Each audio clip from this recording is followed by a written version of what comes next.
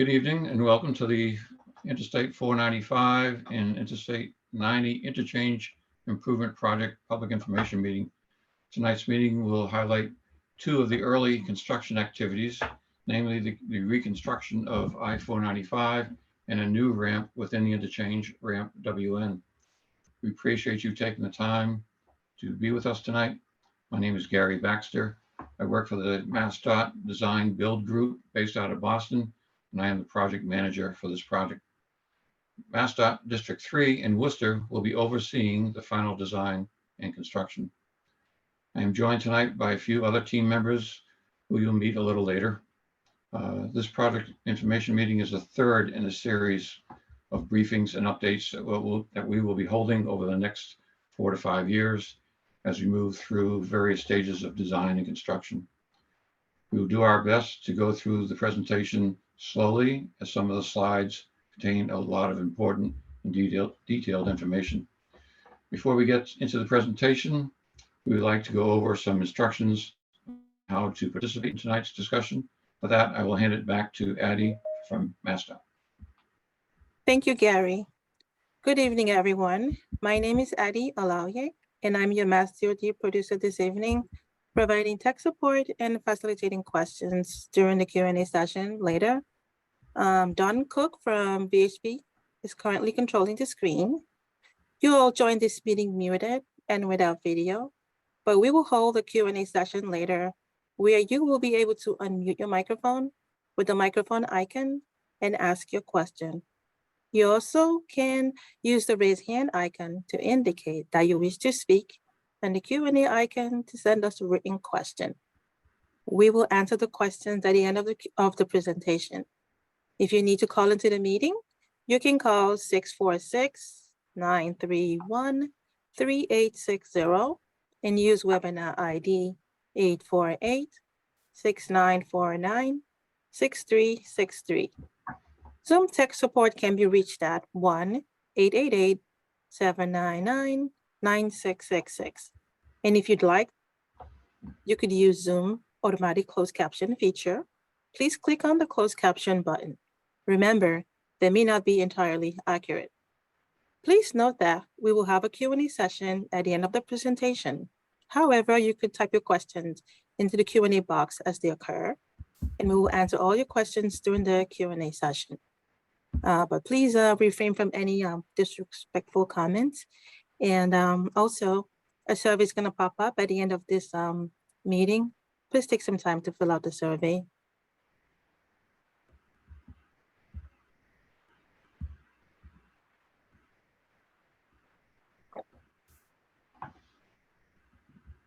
This virtual public meeting is being recorded. The MassDOT may choose to retain and distribute the video, images, audio, and chat transcript. All parts of this meeting are considered public record. By continuing attendance with this virtual public meeting, you are consenting to participate in a recorded event. If you are not comfortable being recorded, please turn off your camera and keep your microphone muted, or you may choose to excuse yourself from the meeting.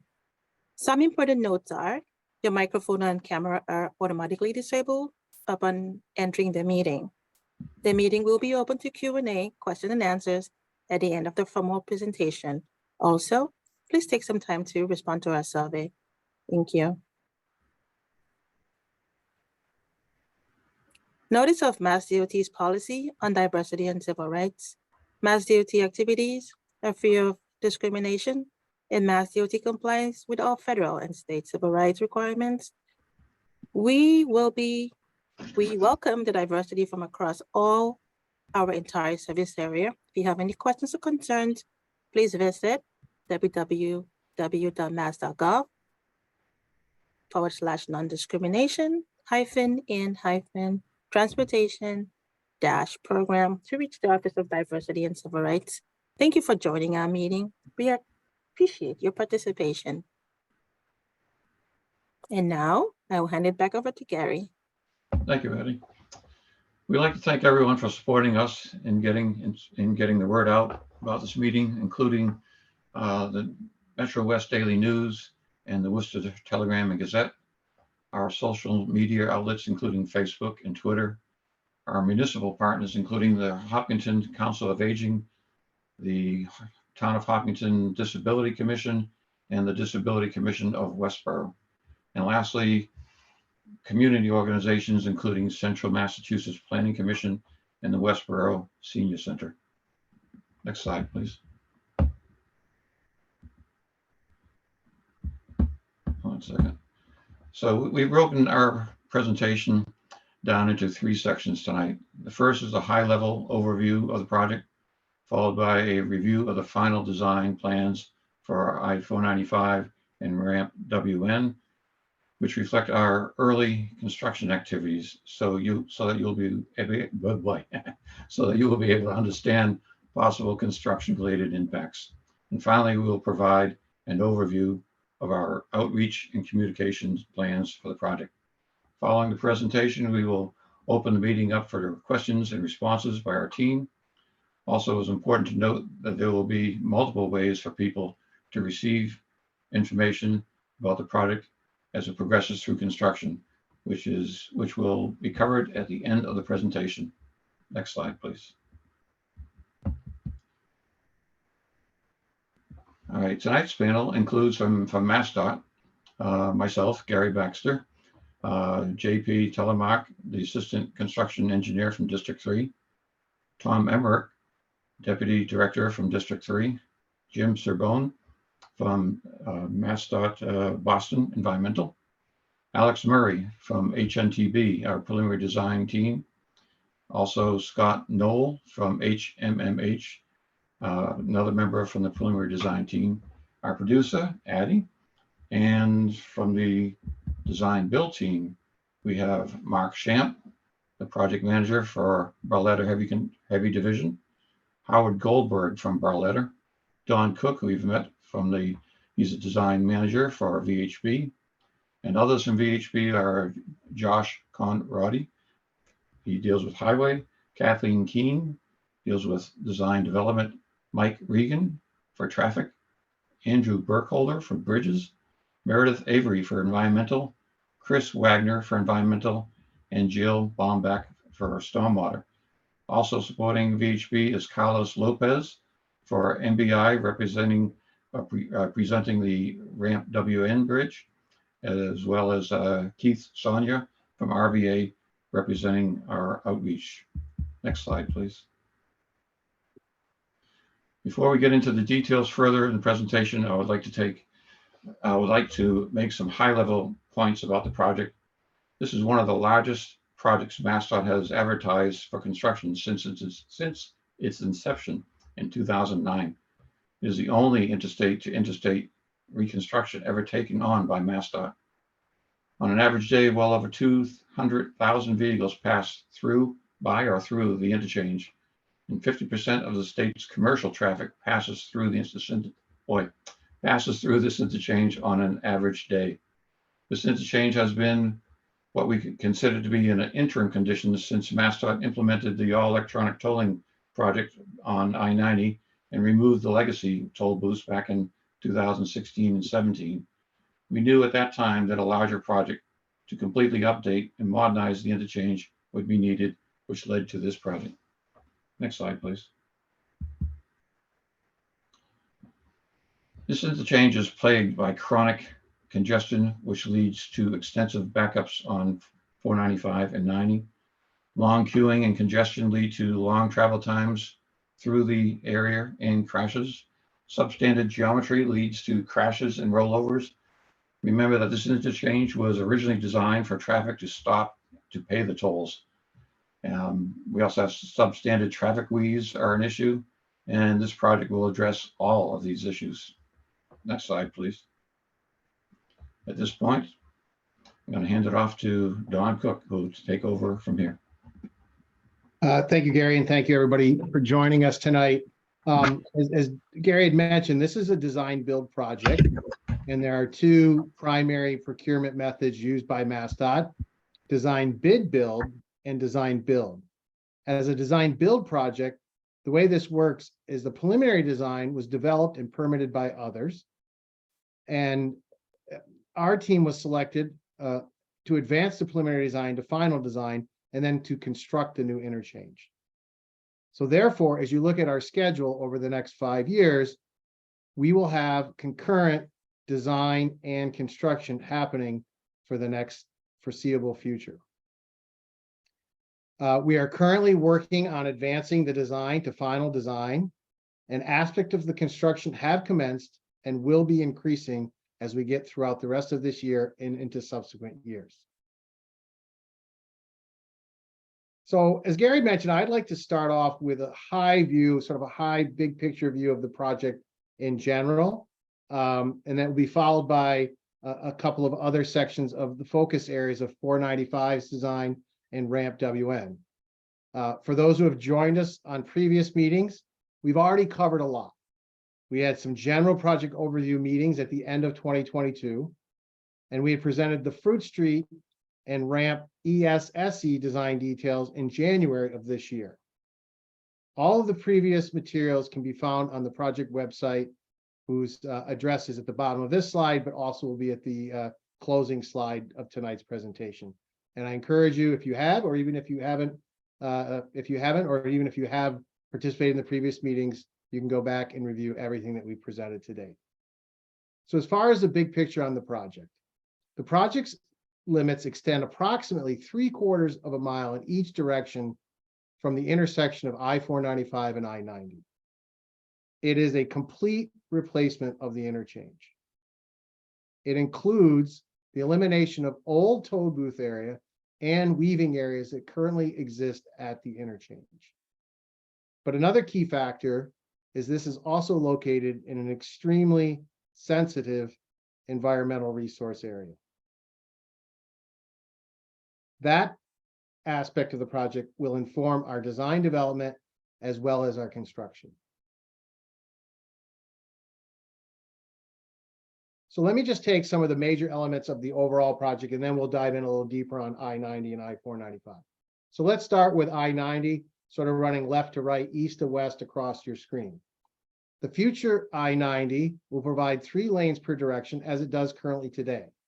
There will be minor horizontal and vertical changes to accommodate the new interchange and the associated ramps. The I-90 bridge over the MBTA commuter rail, as well as over Whitehall Brook, will both be replaced. And one of the first construction elements already underway will be the relocation of the existing fiber optic cables that exist within the median. Further on in the project, there will be additional fiber relocations along the I-90 eastbound shoulder.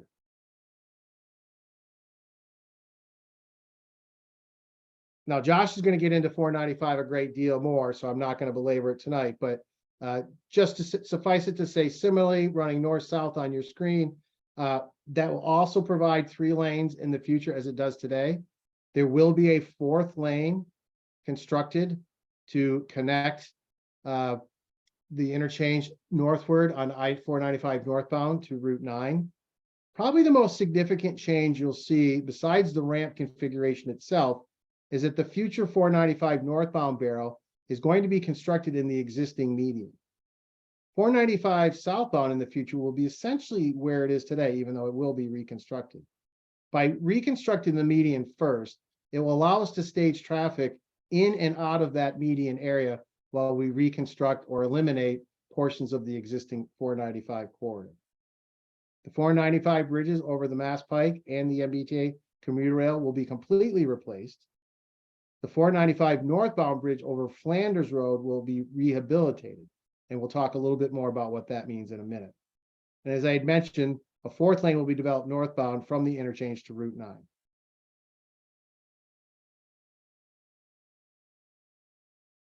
So now I'd like to talk a little bit about the new ramp configurations.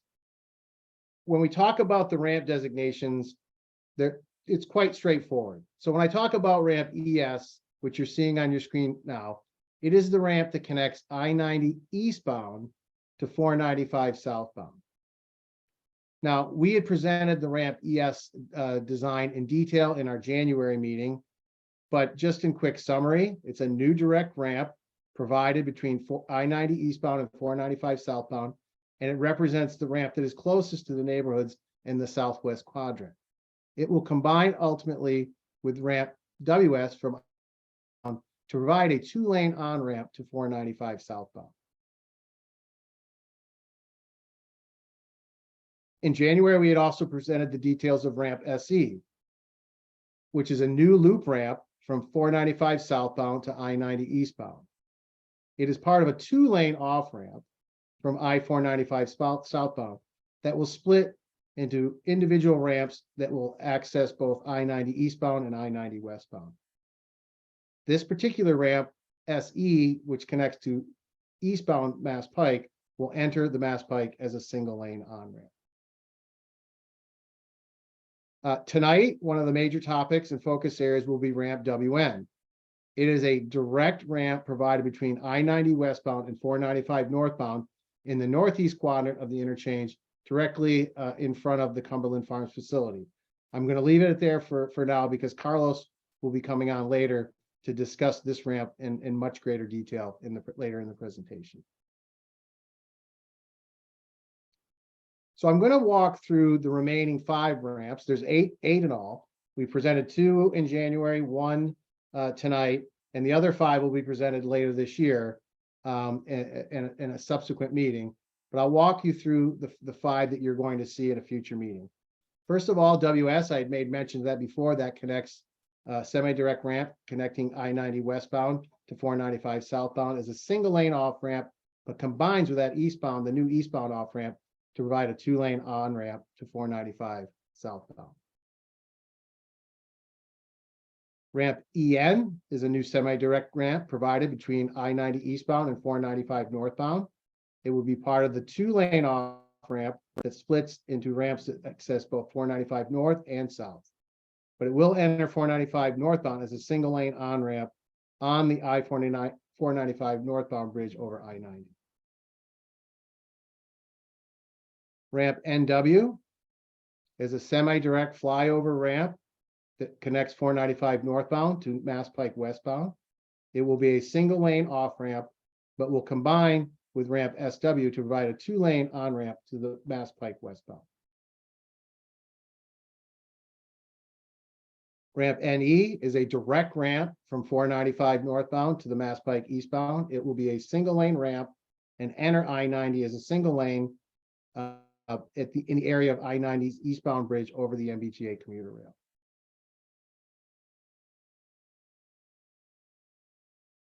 And last, but certainly not least, is ramp SW.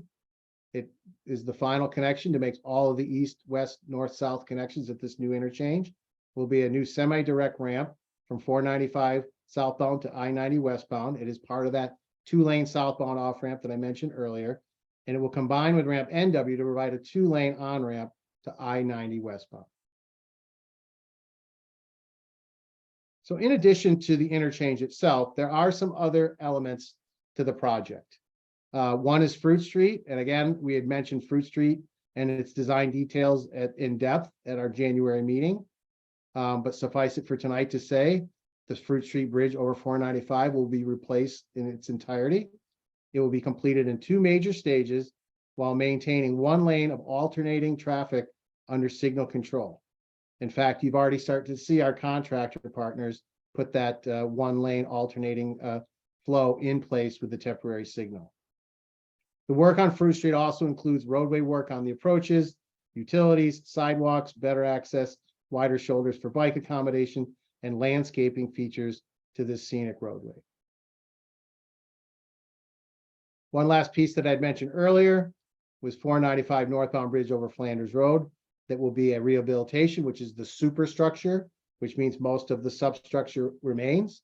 And again, Josh will discuss the details of this as part of the 495 package a little bit later in the presentation. So one last couple of slides before I turn it over to Josh and Carlos to get into the details. I'd like to take a few minutes to talk about items that are typically of most concern to abutters and people who use the interchange. So I'd like to start off with environmental considerations. And as I'd mentioned, this interchange is being reconstructed in an extremely sensitive environmental resource area. Permits were issued during the preliminary design, but they will inform now our aspects of our final design and construction. Resource areas include the Cedar Swamp ACEC, the Sudbury River, Whitehall Brook, surrounding wetlands and floodplains. And as I've noted before, we've already had significant and close coordination with MassDOT Environmental, but also with DEP and the Army Corps of Engineers during our design advancement. But we'll be continuing that close coordination during and after construction to ensure compliance with the permits and required mitigation is provided.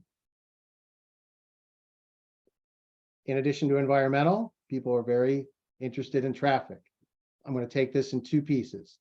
First, on I-90 and I-495. The existing 3 lanes that are out there today will be maintained except for short-term closures during off-peak hours, mainly overnight. So during the day, AM and PM peak hour rush hours, 3 lanes will remain. Now, you've seen some barrier already being placed and some work zones being set up.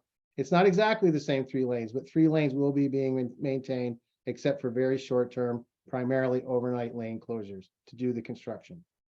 All of the ramp connections between I-90 east and west and 495 north and south will be maintained throughout the construction. They may perhaps be maintained in some temporary alignments, but they will be maintained. From the local perspective, I'd mentioned Fruit Street. We'll be maintaining at least 1 lane with 2-way alternating traffic with signal control during bridge replacement. There could be possibly very limited full closures of Fruit Street just as we transition from one major stage to another, but those would be extremely short in duration. And Flanders Road, as we start to work over it on the northbound bridge of 495, there could be some short-term lane closures to support the bridge, as well as utility work and some minor widening of Flanders Road down below.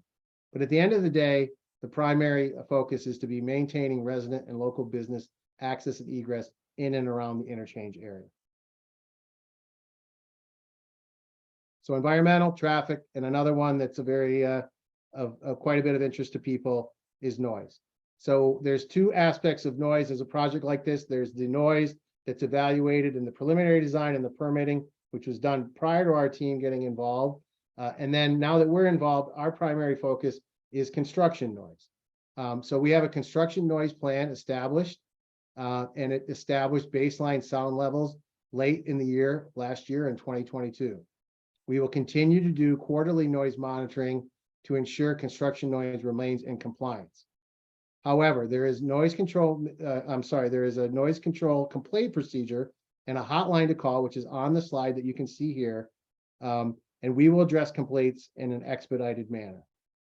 There are a whole host of mitigation measures detailed in the noise control plan, including the use of temporary barriers or curtains, about generator use and self-adjusting backup alarms, as well as keeping to approved truck haul routes, which are essentially for this project, the Mass Pike, 495, and Route 9.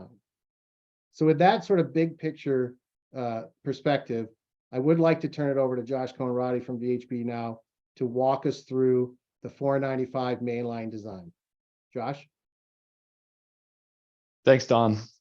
So before jumping straight into 495, I'd like to take a few minutes to go a little bit deeper into what the construction activities you can expect to see, and in some instances are currently seeing as part of what we're calling stage 1. So during our stage 1, our team will be constructing the majority of the future I-495 northbound barrel in the median between the existing I-495 northbound and southbound barrels. This will include the construction of the newly proposed bridges over I-90 and the railroad. Our team will also be constructing Ramp WN in its entirety near Cumberland Farms, and we'll be working to fully construct Ramp ES and the Fruit Street Bridge over I-495 that Don mentioned previously. There will also be beginning work on I-90 that includes widening of existing pavement, as well as median work for the newly proposed bridge over the railroad. During stage 1, mainline traffic will more or less stay on the existing barrels where it is located today, with minor shifts and restriping as necessary to accommodate safe work zones. Also, the existing ramps will remain mainly in their current configuration, except for a temporary off-ramp from I-90 eastbound that is currently being installed. So now digging a little bit deeper into the proposed final conditions of 495 northbound and southbound. And I just wanted to let people know, so what you're going to see with this design is what you're going to get at the end of the construction. So just a little recap of some of the stuff Don mentioned earlier, because he talked about it a lot after that. So 495 northbound and southbound are both going to have 3 dedicated travel lanes in each direction. There's going to be an auxiliary lane connecting ramp WN to Route 9 eastbound that travels along 495 northbound. 495 northbound is mainly going to be constructed in the median of the existing roadways. And 495 southbound is going to be located more or less where it is today, with widening to both sides of the roadway to accommodate proposed acceleration and deceleration lanes. The construction will include new bridges over the railroad tracks and over I-90, as well as a superstructure replacement of I-495 northbound over Flanders Road. Here you can see a typical section of what proposed 495 northbound and southbound will look like in the future. This is just one example, as there are many different configurations through the project area, including a portion where 495 northbound and southbound will be separated by a median barrier from just south of I-90 to the proposed bridge over the railroad. There will be 3 12-foot travel lanes in each direction, flanked on either side by shoulders that are a minimum of 10 feet wide. Where ramps enter and exit, there will be properly designed acceleration and deceleration lanes to allow vehicles to safely exit and enter from the highway.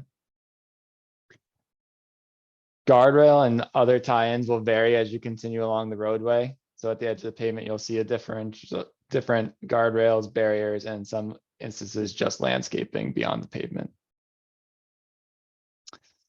So I'm going to start with the southern limits of the proposed 495 northbound and southbound work, and I'll walk my way to the north. The total project length on 495 is about 2.5 miles. So I'm not going to go over every section, but I'll be hitting key locations along the way. The southern limit of the project are about 3/4 of a mile south of Fruit Street. 495 northbound in this location is on its existing alignment, and the roadway will just be milled and overlaid to replace striping impacts associated with our staging shifts. I-495 southbound is also, again, along its existing alignment here. And there's widening shown here to the west, which is the top of your screen right now, for ramp ES and ramp WS acceleration lanes.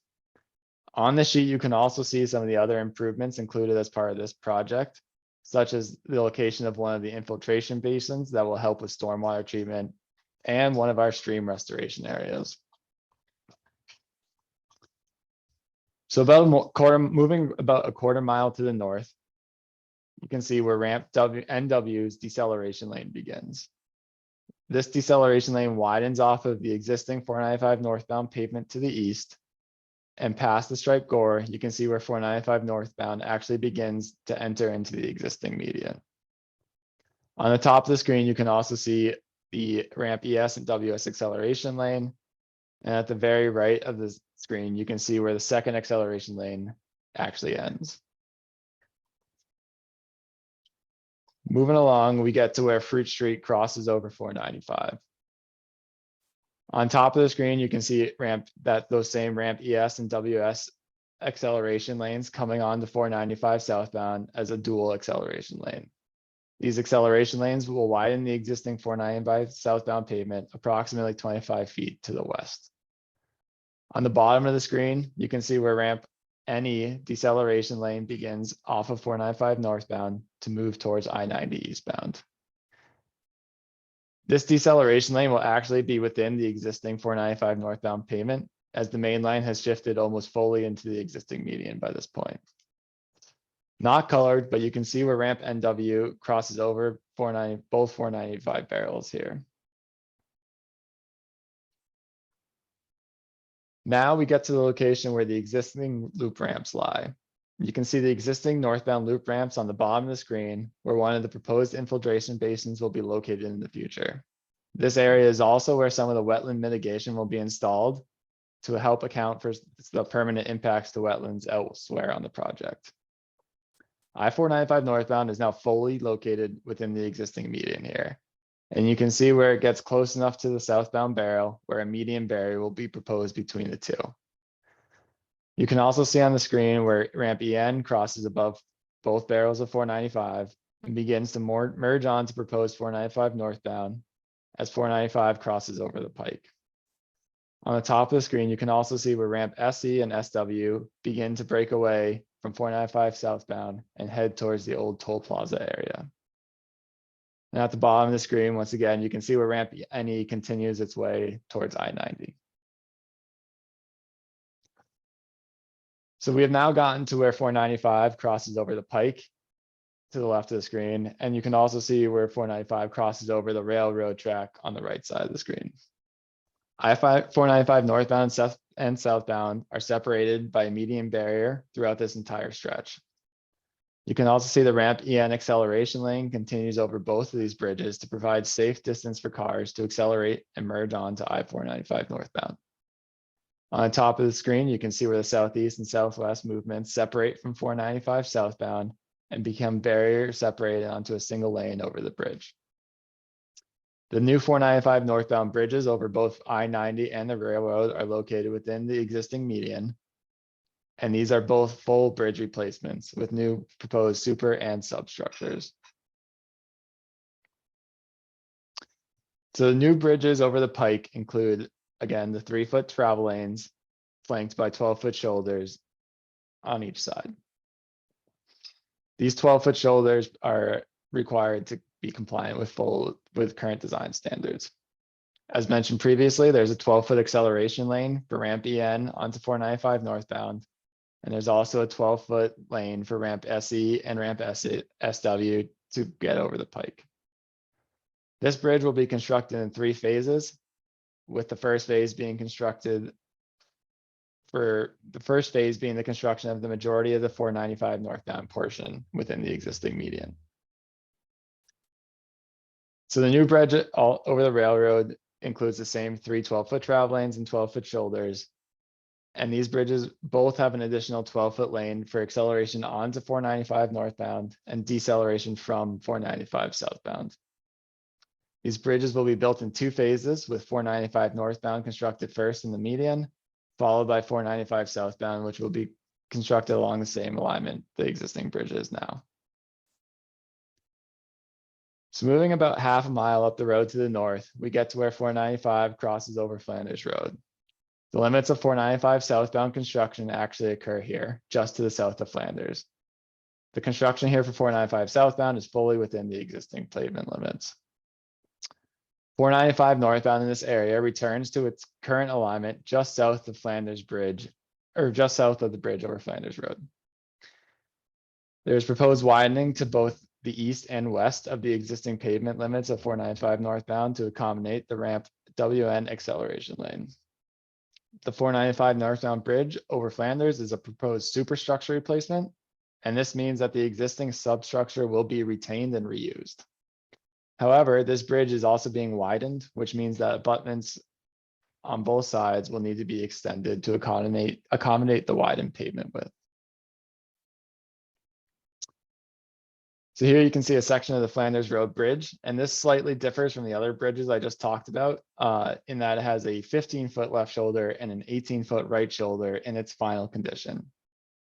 These widened shoulders are necessitated by our staging of Flanders, which will be done in 3 phases. The first phase of Flanders Road will include slight widening towards the median. The second phase will be widening towards the outside of 495 northbound.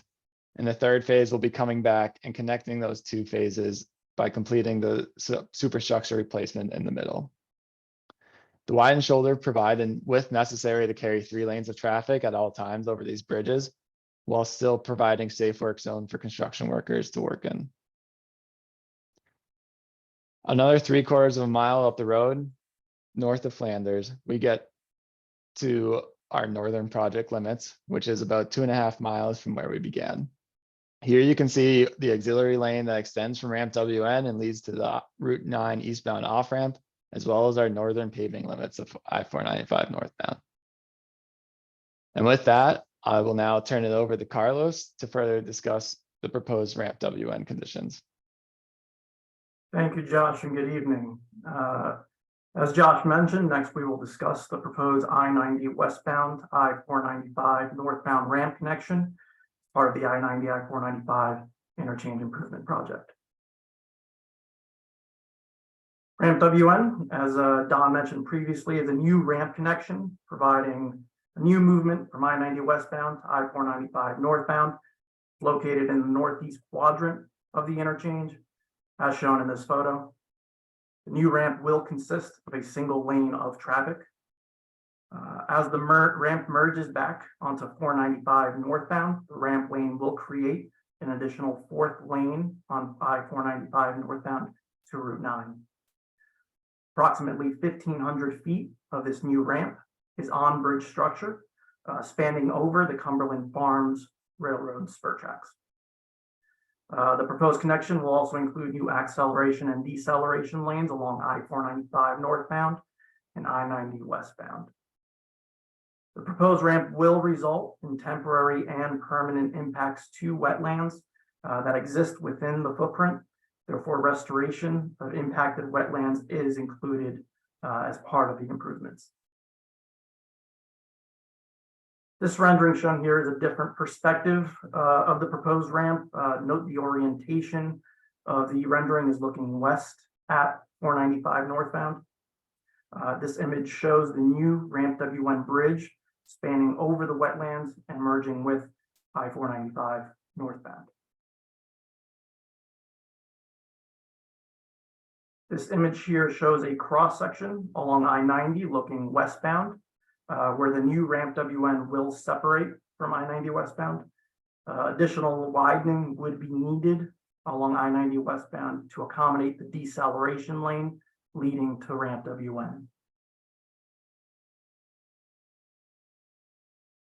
The image here shows a cross section of the new ramp WN. Typical ramp width is about 26 feet, consisting of a single 14-foot wide travel lane, 4-foot left shoulder, and 8-foot right shoulder. A portion of the new ramp will have a retaining wall on the right side, and that is to limit impacts to adjacent property and environmental resources such as the wetlands. As mentioned before, additional widening is needed along I-90 westbound to accommodate the deceleration lane, in addition to widening along I-495 northbound to accommodate an acceleration lane from the ramp. Also mentioned previously, 1,500 feet of the new ramp is on bridge structure. The image shown here is a cross section along 495 looking northbound, where the new ramp WN will start merging. Again, as mentioned, additional widening is necessary along 495 northbound to accommodate that acceleration lane getting onto 495. Now, this image shows here just kind of shows a more zoomed out, bigger picture of the entire ramp improvements. The next 4 slides will show different sections of the proposed ramp WN. The first section will start where the ramp starts to separate from I-90 westbound. So here in section 1, ramp WN separates from I-90 westbound, just east of the I-90 overpass over the MBTA, CSX, and Amtrak rail lines. Shown on the right side is a new deceleration lane, which will be constructed along I-90 westbound and will allow vehicles to decelerate to a safe speed before getting onto the ramp. New overhead signs will be installed in advance along I-90 westbound to guide drivers to the new exit. Here in section 2, the proposed ramp is shown entirely on bridge now. You can see the start of the bridge just on the right side of the image. This new bridge will span over the spur tracks that come from the adjacent Cumberland Farms facility, as well as sensitive wetlands, which we'll also discuss further in the presentation. Here in section 3, just note the orientation has shifted a little bit. North is now to the left of the image. This image shows the proposed ramp as it starts to join I-495 northbound. The bridge portion of the ramp ends before the ramp merges with 495, as it's called out there on the image.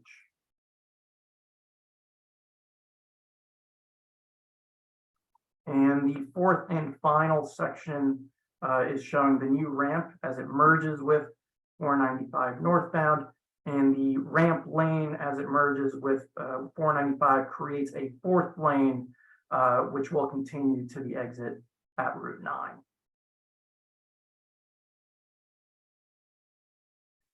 This here is a typical section of the bridge portion of the ramp.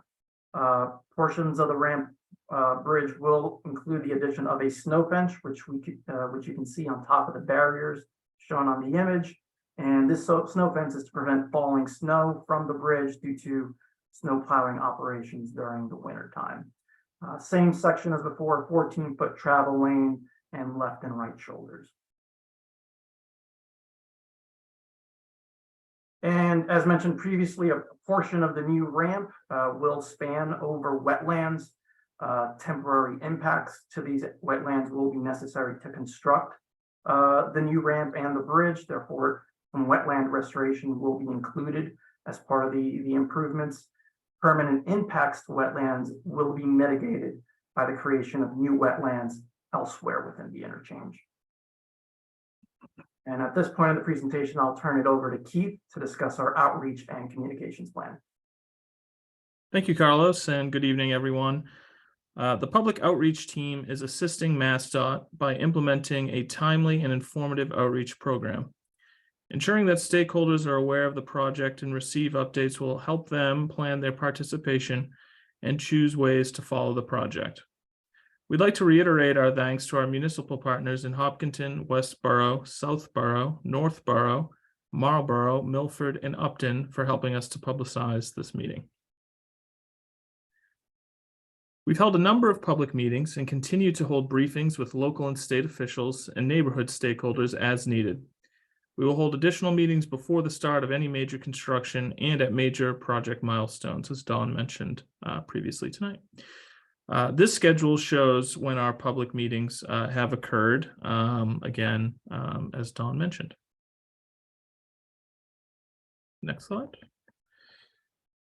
We are maintaining a robust email database, which includes key contacts from regional and local organizations, municipalities, as well as elected officials. In December, we announced the project with a postcard to 1,200 property owners and invited them to sign up for emails. Those contacts and anyone else who chooses to sign up for our emails will receive email updates on a regular basis before key project milestones and in advance of any construction activities with traffic impacts. Our stakeholder database will be continually updated throughout the life of the project. For the latest project information, we encourage you to visit our project website where you can sign up for email updates about the project. We will also continue to keep the project website updated with the latest construction and traffic information. You can also write us with questions or comments at 495-90 improvements@state.ma.us. Finally, you can find MassDOT information on social media channels such as Facebook there and also on Twitter at MassDOT. At this time, I'd like to turn it back over to Addie to discuss the format of the question and answer session. Thank you, Keith. Our question and answer session will be run as such. To ask a question verbally, please click the raise hand icon and Keith will give you access to unmute your microphone.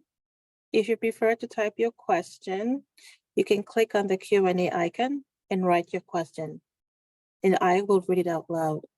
Please state your name before your question. For both methods, please ask only one question at a time so everyone gets a chance to participate. We will follow a 2-minute rule due to the number of participants that we have tonight. You can always raise your hand again or join the queue again in the Q&A to ask your question again. A final reminder that once you exit the Zoom webinar, a survey will automatically pop up. Please take a minute to fill it out. Your feedback is very important to us. Before we begin the public Q&A session, we have a tradition of letting any public or elected officials offer their comments or questions first. If there are any public or elected officials who would like to offer comment, please raise your hand or use the Q&A box. Please put your title in the Q&A box if it is not in your Zoom name so we can recognize you properly. So we'll give you like 1 or 2 minutes to do that. If you're a public official here tonight and you would love to speak, please click on the raised hand button, or please type your name and your title in the Q&A. I'll give you 1 minute to few minutes to do that.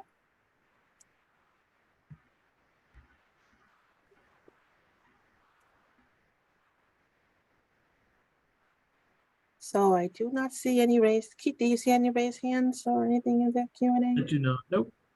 All right, then. I guess the meeting is now formally open for questions and answers. So if you have a question and answer, you can type your question into Q&A, or you can click on the raised hand button to ask your question.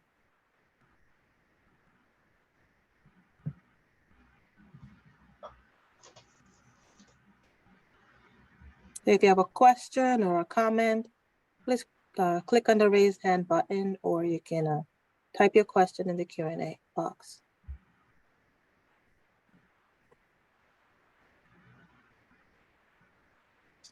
Okay, Addie, I see one raised hand. I see Robin Brooke Meldon. Robin, I'm going to allow you to talk. And you should be able to unmute yourself, Robin. Okay, hi, can you hear me? Yes, we can. Hi, thank you for this wonderful presentation. It is very complicated. So I live on Saddle Hill Road, and the lights have come up on Fruit Street, over the Fruit Street Bridge. Is there any way to know when the other Fruit Street Bridge will be completed onto Flanders Road? Because it's taken longer than expected. I can take that. I checked with the resident engineer this week, and they're forecasting that it'll be open sometime this fall. I don't have a particular date, but looking forward to the fall to reopen that bridge. Okay, thank you very much. Okey doke. Thank you, Robin. So we have one question so far in the Q&A from Deneen Walker, who asks, when is the railroad bridge over Fruit Street to be completed? Take that as the other way around. Fruit Street over the railroad. That's the same bridge I was just talking about. So it'll be the fall. Okay. Thank you for your answer, and thank you for your question. We have, oopsie.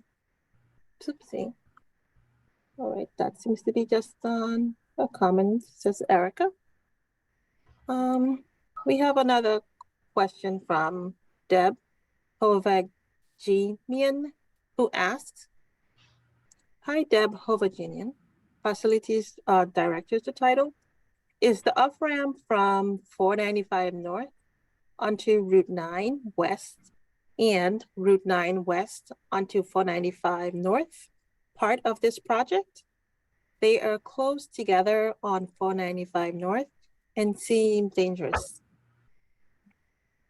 I can take the first part, which is as Josh had walked you through, our project does stop on the southbound side of 495, just south of Route 9, and extends on the northbound side to the off-ramp with Route 9, but it does not address the Route 9 interchange of 495 itself.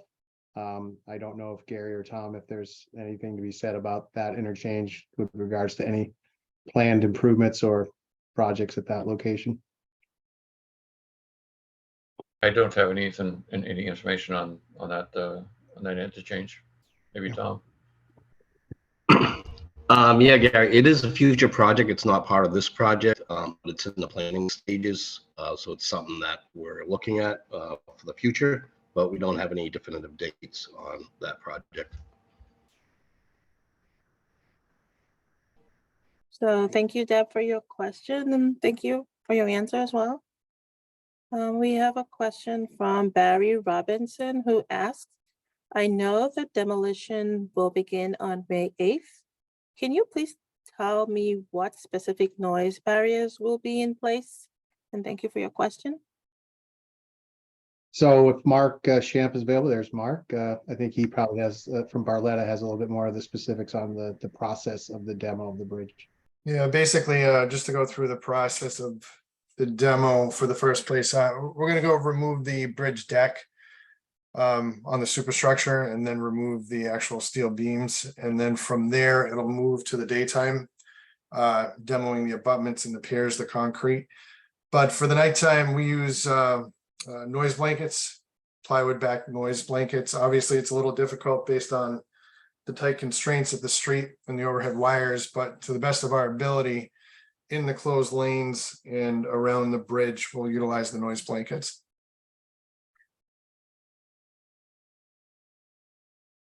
Thank you, Barry, for your question, and thank you, Mark, for your answer.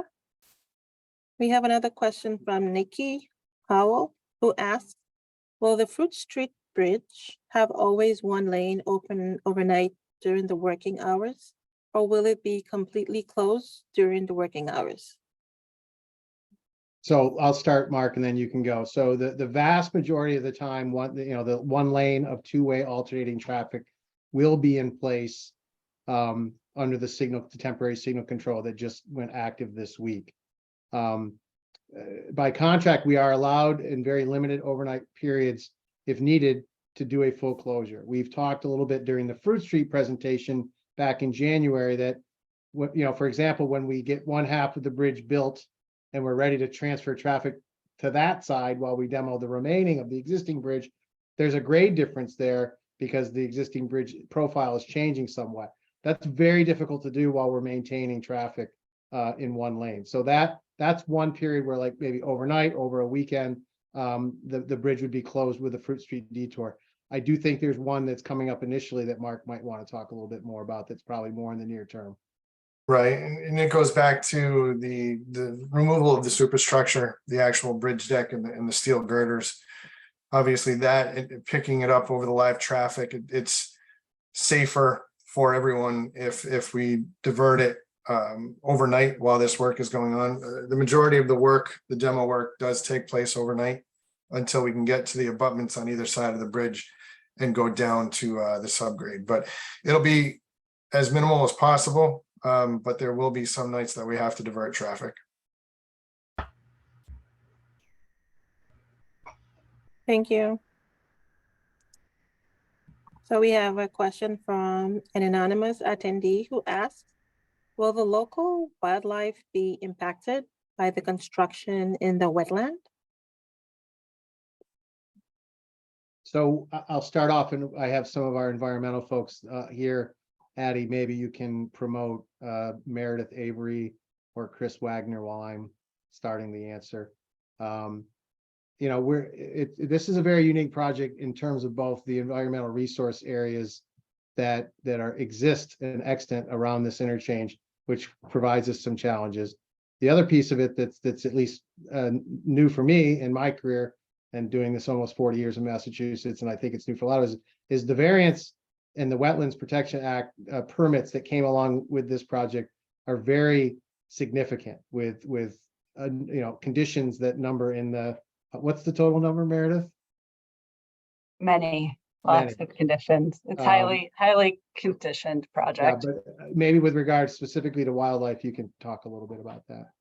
Yeah, no, it's a great question. I think for projects like this, the noise is probably going to vacate most of the animals around the work area, right? So, with the equipment going in where it needs to go, the animals will vacate, and really the direct impacts to habitat is what we look at, and we make sure we're mitigating that as an extension of where the animals can live. So you've heard a little bit about the mitigation for those impacts and the large swaths of wetlands that we're going to restore, and the efforts that the preliminary design team and this design team are undertaking to make sure that those areas are back into habitat condition at the end of the project, right? So everywhere that we can restore the wetlands and restore the habitat, we will.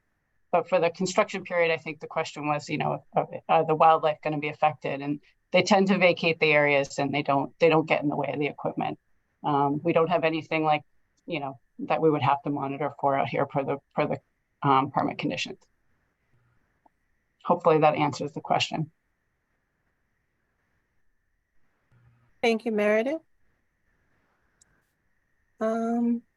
Let's see. Right now, we don't have any questions in the Q&A.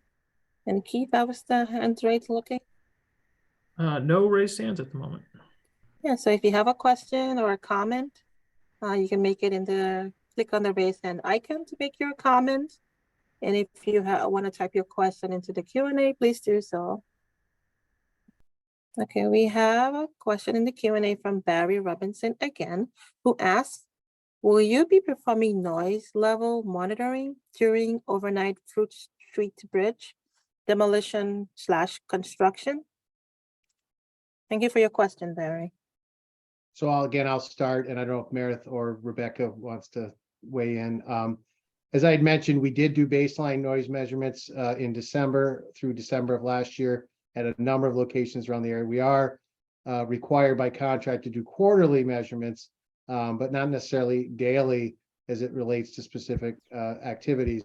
I will repeat again that the noise hotline that gives you an opportunity to weigh in, and we are in the noise control program 24 to 48 hours that we have to respond and address any particular noise complaint. So it's not a situation. I know Mark and Barletta are doing everything they can to minimize it, but it's not a situation that would persist for an extended period of time if you feel like there's something that needs to be addressed. So I don't know if Meredith or Rebecca have anything to add to that. I think that covers everything. I mean, I know the noise monitoring will capture nighttime periods, but everything you just said, Don, was great. And thank you for your answer. We have a question from Tina Houghton, who asks, why isn't there a fault lane from Route 9 going south to Route I-90? Thank you for your question, Tina. Why isn't there a what lane? I'm sorry, Addie? A fourth lane Fourth lane, from okay. Route 9 going south. So, if you look coming southbound on four, again, it's where the limits are established for the project. So when we get brought on as a designer and a contractor, some of those limits have already been established by MassDOT. And so the project southbound started south of Route 9. I will say this, as you head south on 495 from Route 9, you will end up with now a 2-lane off-ramp that develops sooner and is obviously an additional lane than what you have today that then will serve access to both the Mass Pike east and west. The reason primarily that there's a northbound auxiliary 4th lane going up is because of where WN comes in, the ramp that we talked about tonight. It is in such close proximity, the actual ramp entrance itself, that it would be very difficult to remove that, not remove, but to transition that ramp back to the main line and then open it back up for Route 9. So the ramp coming in, the new ramp coming in that northeast quadrant by Cumberland Farms gave us an opportunity to provide for that 4th lane to Route 9. We're not getting that same sort of in the southbound direction, that same sort of opportunity. But I think you will find that as you head south from Route 9, but also on 495, that the new off ramps to the Pike start sooner. They are not a single lane, they are a double lane. And we have more proper decel getting off of 495 south and also accel getting onto I-90 east and westbound. But some of it's just a matter of both where the project limits were established, but also that ramp WN really gave us the opportunity for the 4th lane northbound. We didn't have that same opportunity southbound. I hope that answered that question. I know sometimes, even as I'm giving the presentation and we're living this daily, the north, south, east, west, and the ramp configurations get a little confusing. So if any of this is not clear, feel free to ask again. Thank you, Don, for your answer. So right now, we don't have any questions in the Q&A. So if you have a question or a comment, please make a question now or comment. You can click on the raise hand icon, or you can type your question in the Q&A.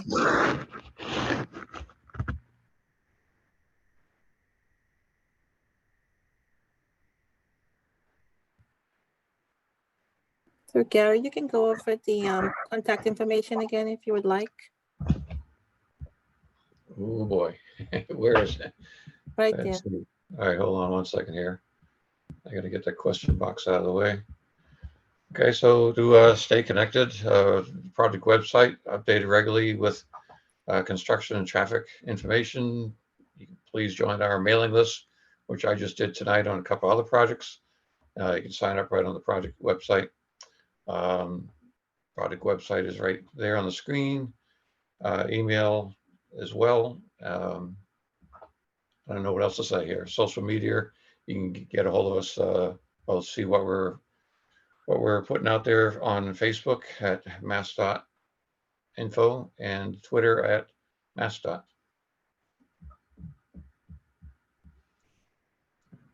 Anything else? No other questions? Yeah, that's nice. So if you have any questions or comments, you may do so at this time. Any comments, any questions about the project?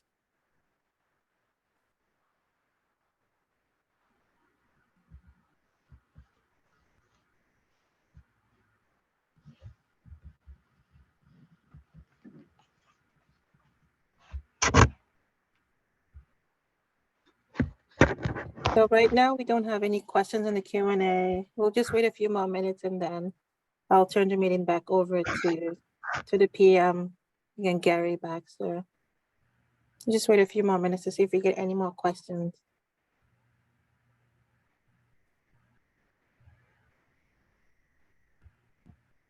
Yeah. So we'll wait a few more minutes to see if you have any questions or comments to be made.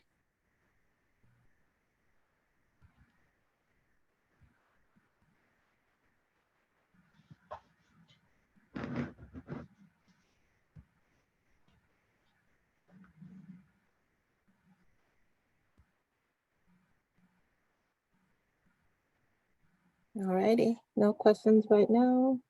Keith, how's it looking on your end? All clear here.